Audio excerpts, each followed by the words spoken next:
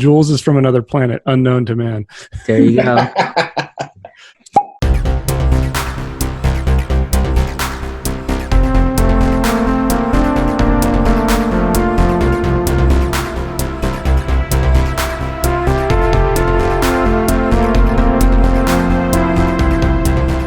Welcome to the Curiosity Cast. Curiosity Public Podcast. I don't know, it's too wordy. Anyway, I'm Dutch. I'm Jules. Dylan. All right, guys. Let's get into this week's Curiosity. But first, what are you guys drinking, Jules? Well, figured since we are on topic with American whiskeys, I figured I will drink an Irish whiskey. So Napo Castle, 16-year, man. Oh, good And stuff. I'm actually getting down to it. So That's some sweet juice right there, man. Yeah, It's pretty good. That's pretty good this stuff. Stuff's really good. Dylan? Yeah, I got something better, which is, this is much better than that. This is Tears of Llorona. Nice. That is excellent. That is quite a hefty pour there. Yeah, Tears of Tears. You know, I saw this picture of... Is that a wine glass? No. How dare you? No, I saw the Tears website, and they had a glass like this, right? Basically a cognac glass. Right. So I was like, oh, you know what? I'm going to try that. It's not bad. It's a hefty pour, but it's not bad. So yeah, that works. It's not a bad. So it's good. Bottle. I love How about you, Dutch? I'm actually drinking something that I don't think any of you guys have ever had because it's a pretty new Japanese whiskey. Kayo. This is the Kayo whiskey. They're one in the Mizunara. Do you guys know anything about this Mizunara oak? Hey, you asked me about that. Yeah, Isn't that the one with no information? I don't know. There's not a lot of info on it, but it's non-chill filtered. They had it at Costco. It's like Spook. 50-something. And to me, my poor palate, this reminds me so much of Yamazaki 12. I'm not even kidding. I'll bet all Japanese whiskey tastes like Yamazaki 12. They all taste and look the same. Is that like how all refried beans stays the same? That is not true. That is not true. Wow. So none of us are drinking American whiskey. Yeah, exactly.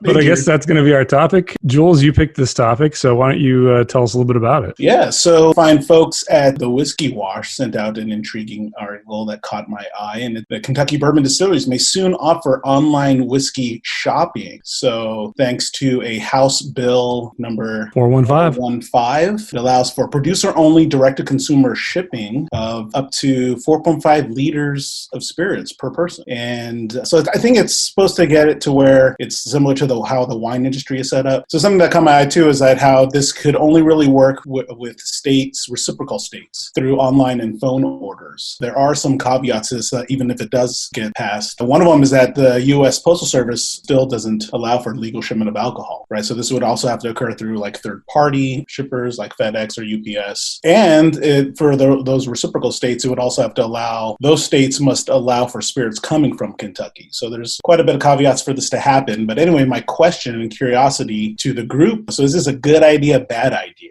Well, before we get into that, a clarifying point, this actually builds on an earlier bill, and that earlier bill allowed distilleries to ship the 4.5 liters to somebody if they're visiting. So if you go to the distillery, like, hey, I want to buy 4.5 liters of this, then you could ship it to yourself, essentially. This thing now is opening it up where they can just sell it to anybody. Online. Yeah. Which, I think it's awesome. Like, let's cut out the middlemen, right? Aren't they the ones that are causing all the problems? Or is this going to just destroy the mom and pop liquor stores? Well, and that's my question, right? Like, that's up for discussion. Is like, well, I mean, what does this do to the market having this new access, like direct to consumer access? So in terms of stock, supply. Well, I think the question is now: are liquor stores going to go the way of bookstores? No, that's not going to. Right. This is a very, very narrow demographic, right? I mean, sure, the bourbon demographic it's not small, but it's not everything. I mean, this doesn't include scotch, and that's a huge component. There are vodkas. There are different types of liquor. Did you guys forget that there are other types of liquor that the liquor store? Okay. they sell beer, they sell other types of things. So I think it might cut back on some of the secondary pricing issues that we all face. I think it's a good thing for Kentucky, to be honest. Look, this also doesn't include the distilleries outside of Kentucky. This is just Kentucky. So it's a small group. Yeah, but it's in the grand scheme of things. And then on top of that, it can only be shipped to certain states. I think it's good for us, I think, because it cuts out the secondary pricing drama and headache, and hoping to get some of these kind of interesting drinks without having to pay like $1,000 for something that you could buy for $12 at Kroger in Kentucky. So I'm excited about that component. But the liquor store is going to be fine, because I think a lot of people still buy scotch. They buy whiskeys. They buy other types of liquors. So I think it'll be okay. The gouging will, I think, get better. And again, I say, it's going to be great for Kentucky. I think they'll be able to compete. They'll be able to expand their market really quickly. So I see it as a win for Kentucky. I see it as a win for us, because we can get that shipped to our state. So yeah, but I mean, I'm kind of wondering though. I think that the whole online liquor thing is expanding anyway, right?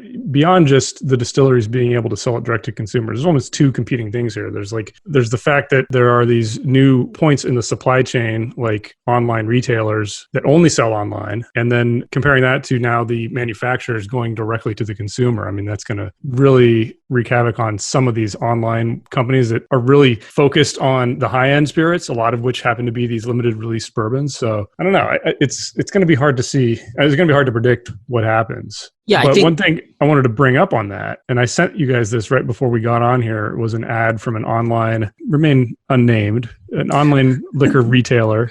And they had a bottle of Weller Full Proof in this ad for $556.99. And they say, stock up your bar online. Yeah, stock your bar with something that's overpriced 10x on their website that you can probably not even afford a single bottle of, right? Exactly. And that's what led me to this. It's like, is this really a good thing? Because I could easily see this going like the way of the eBay effect, right? Where everything's just going to go up like crazy price-wise. And I mean, you think that? Wait, what? You think the distilleries would start pricing it crazy?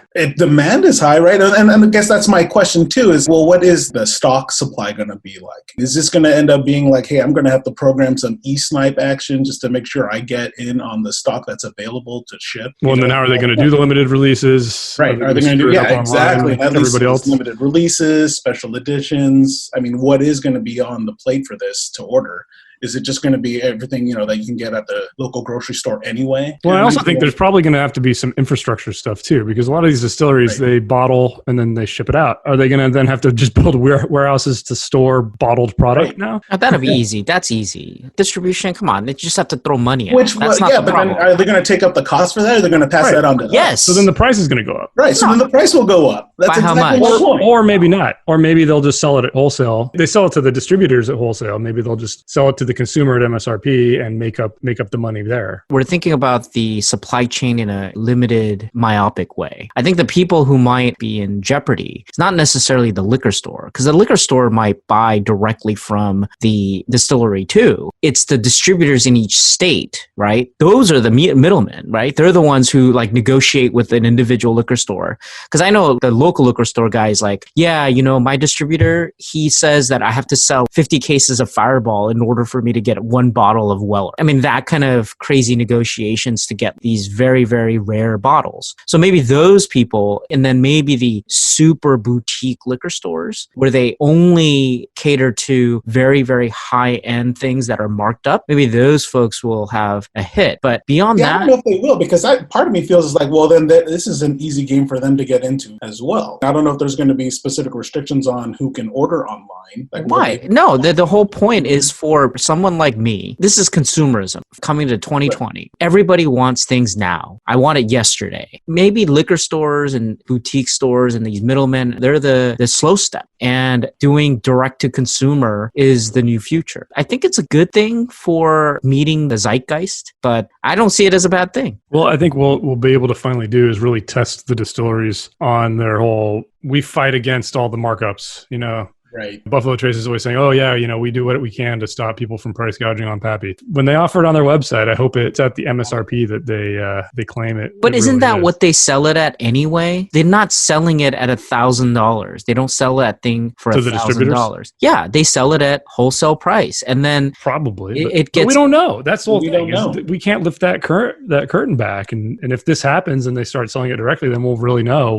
The distillery is not going to sell to some state with all of that regulation for $1,000 per bottle. I've never seen that. The states where they regulate that I quite a bit. don't think they're selling it for that much, but they claim that they think this is all horrible. Now that they have the chance to potentially make that kind of money and make that kind of return on a single bottle, are they going to start doing that? Yeah. Maybe not Buffalo Trace, maybe not the big ones, but because they could easily say, hey, well, you know what, the MSRP is now this. Yeah, exactly. I would expect to see a price jump. Well, I know people will pay it. They will sell out. And people will pay it. Exactly. Yeah. Okay. And then they will pay more. I already know I'd pay a premium if it's coming directly to my house. Whatever. It takes forever. Some of those, I'm not going to name exact retailer, but some of those websites are terrible. And my web browsers, my 50 web browsers have crashed. The flash sales. Yeah. So, the bar is set low. You guys talking about this got me thinking too. Is this the Blockbuster to Netflix, revolution that we're going to see? To what Dutch just said earlier, is this Amazon? Yeah. Amazon's entry into this. It all depends. If there's a version of that, right? You can get liquor delivered on demand right now. Yeah. Those services have become much more prominent during this lockdown. Oh, yeah. And I know that, right now, if I wanted to, I can go online. I can have wine delivered tomorrow. I can get liquor delivered tomorrow. I can have somebody go to some unique distillery and go get that liquor for me tomorrow. All of that can be delivered now. I get that advertisement all the time. It's like, do you want this, XYZ? The local wineries are now getting into the game. They're saying, oh, don't worry about not being able to visit us. We're going to send you XYZ now. So why not the distilleries, right? So now, the wine, if you can buy that direct, and if you can buy the bourbon direct. So what liquor stores are just going to be international scotch and vodka and rum and stuff. It's a little bit harder to sell direct and French wine. And is it just going to change that? Or are we going to kind of see it become centralized? I've already seen Amazon, at least in my area, I can get Amazon Prime Now, which is their same day delivery thing, and you can get groceries and stuff like that, and you can get booze. I hopped on there the other day. They had Eagle Rare for $30. Whoa, spirits! I didn't know that. Yeah. So they're selling that direct in a couple hours. It'll be at my door. Amazing. And granted, they don't do that in every area, but if that starts to expand, what's going to happen to that? Are we just going to start having these little mini hubs that Amazon sets up? They're going to get into the booze business and just take it over like everything else. All I know is, Bevmo Total Wine going to be on watch with this move. Yeah, for sure. Because they're already edging out the local mom and pop shops. Exactly. Yeah. So comes back to my original statement. I think this is going to hurt them more than we maybe realize in the long run. So I want to add another twist to all of this. So we're on lockdown and we're talking about deliveries. So apparently I've been looking for all these different articles, but I read one today saying that people are stockpiling whiskeys and liquor like crazy. Apparently the sales are through the roof. Places like Bevmo and Total Wine. Park your car and they hand it to you and you drive off. And a lot of people are stockpiling all of this stuff. Maybe when you start to have these type of convenient avenues of purchasing during this coronavirus debacle, the new culture is already setting in place. Everybody's going to just want to do what we're doing right now, which is sit at home, order it online, and get everything delivered. Delivered to you. Yeah. There's a weird thing happening right now. I know is, can you explain to me how? So I drove by our local Bevmo a couple days ago, and it's that was open and I guess still considered an essential service or business. And it's how's my local donut shop closed? I need my freaking donuts, man. Wow. Come on, donuts are an essential service, dude. I don't know, man. The thing is, I kind of get that too, because you can stockpile whiskey like we all do normally. You can't really stockpile donuts. They're going to go bad, right? That's you just got to go get grocery store donuts. Come on. No, they got rid of that near my place. They don't even have donuts in the grocery store. Oh, wow. There is a bakery, though, near my place where they got around that. What they did was they packaged every single bread product in a plastic sleeve. Every single thing, every single little cookie or whatever, it's all sealed in a sleeve. And they were able to sell it that way. way. And you can go in and just pick it out. They get it to you. After all of this is over, the world economy is going to be in the crapper. Taking a hit. Huge crapper. And there's going to be a lot of changes that will happen. Online ordering, man. So there's another liquor store near me, and they're telling me, I was able to talk to the owner, and he said he's never been this busy during this coronavirus lockdown. And I said, what? I don't understand. He said, yeah, I guess what's happening is people are working from home and they're drinking. Right. And so they need more bars. Yeah. Right? So at work, they can't drink. But now they're at home.